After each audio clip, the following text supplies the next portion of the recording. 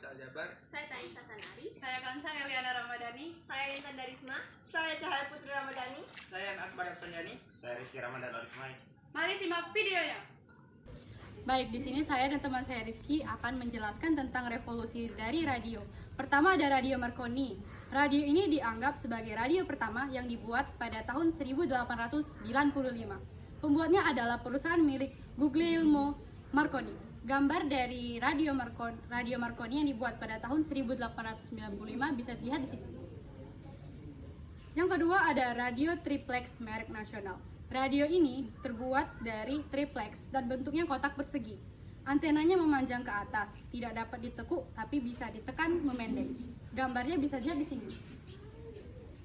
Yang ketiga ada radio zaman Perang Dunia I.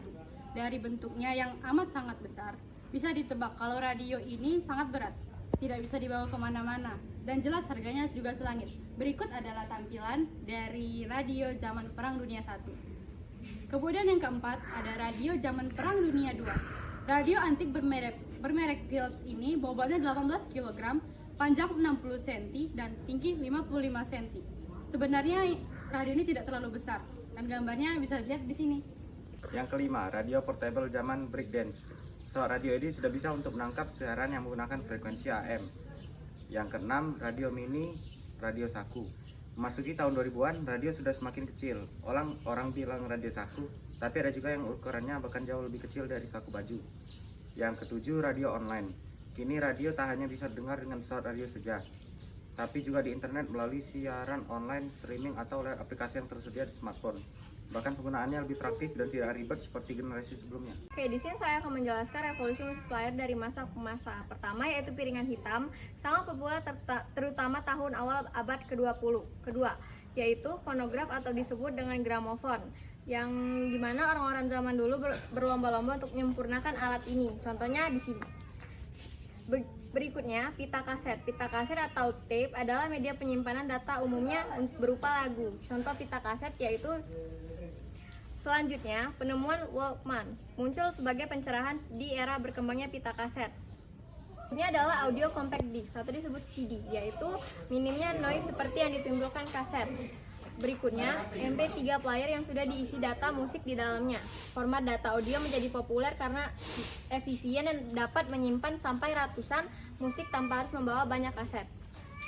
Terakhir yaitu zaman sekarang menikmati musik dengan cara streaming. Penggunaan cukup memiliki perangkat seluler dan kuota internet untuk mengakses jutaan musik melalui server yang telah disediakan oleh perusahaan musik. Di sini saya akan menjelaskan revolusi dari telepon. Yang pertama, telepon engkol. Telepon engkol mulai tidak punya nomor putar, hanya tuas. Penggunaannya harus memutar tuas untuk menyambungkan dengan sentral telepon. Berikut contoh fotonya. Yang kedua, telepon putar. Telepon ini punya urutan nomor yang melingkar dari 1 sampai 0.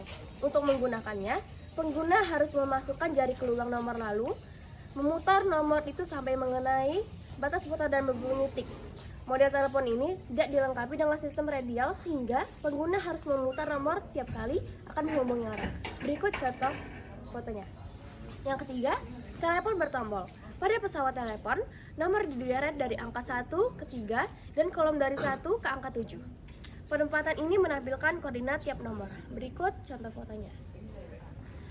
Berikut yang keempat yaitu NMT. Tidak seperti pendahulunya yang merupakan telepon tetap berkabel.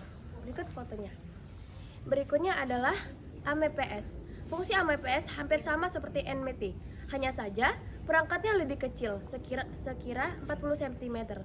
Jika dibandingkan dengan ponsel era kini, ukurannya jauh lebih besar. Berikut contoh fotonya. Berikutnya adalah ponsel GSM. Ponsel ini muncul dengan layar monokrom.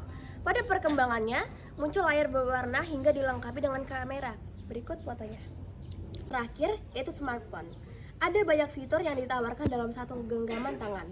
Menelpon, mengirim pesan, memotret, mengetik, membaca buku digital, mendengarkan musik, menonton film, hingga berselancar di internet. Itulah kenapa telepon genggam masih kini disebut ponsel pintar, yaitu smartphone. Lantaran kemampuannya sudah setara dengan komputer.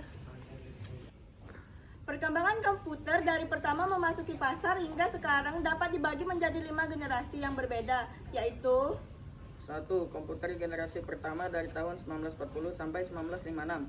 Perangkat komputer yang pertama ternyata dikembangkan untuk desain pesawat dan peluru kendali. Komputer generasi pertama ini digagas oleh Konrad Zuse, seorang insinyur asal Jerman. Komputer ini menggunakan tabung hampa udara sebagai sirkuit dan drum magnetik untuk memori. 2.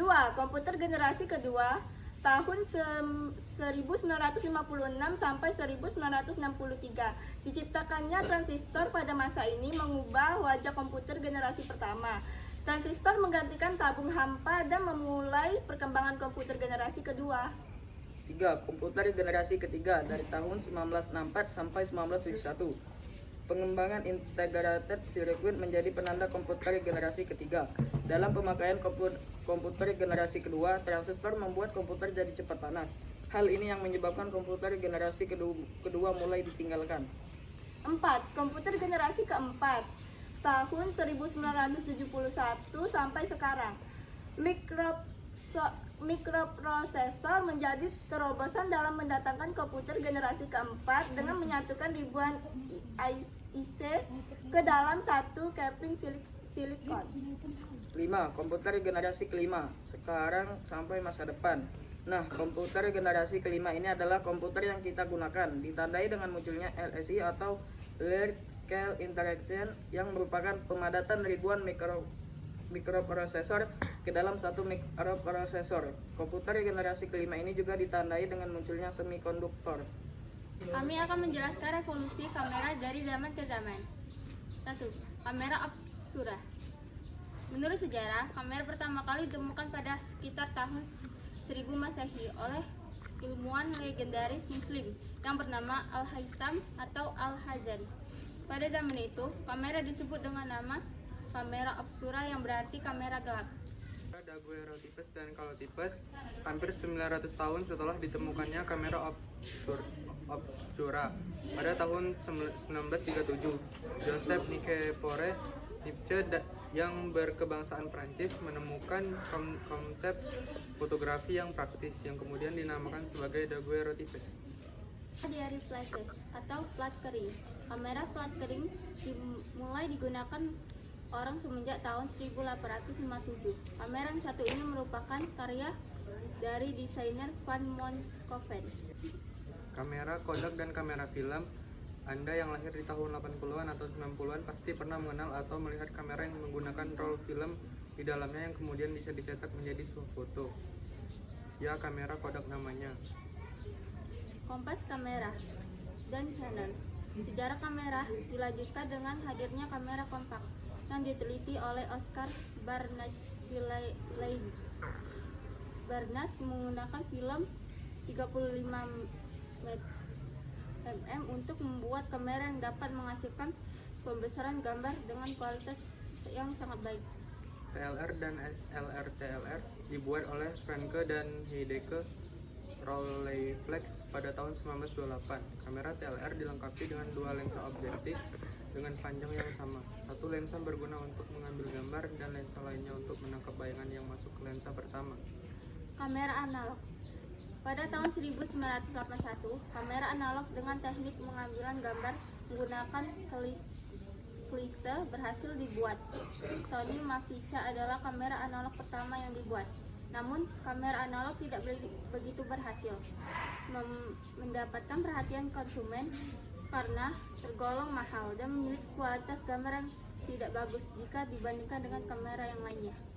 Kamera digital pertama kali dikembangkan oleh Fuji pada tahun 1988 dengan kartu memori 16 MB. Hingga pada tahun 1991 pemasaran kamera digital Kodak DCS-100 yang beresolusi 1,3 megapiksel dimulai. Format foto kamera digital berubah menjadi JPEG dan MPEG yang tidak memakan banyak penyimpanan data. Terima kasih karena sudah menonton penjelasan kami tentang perubahan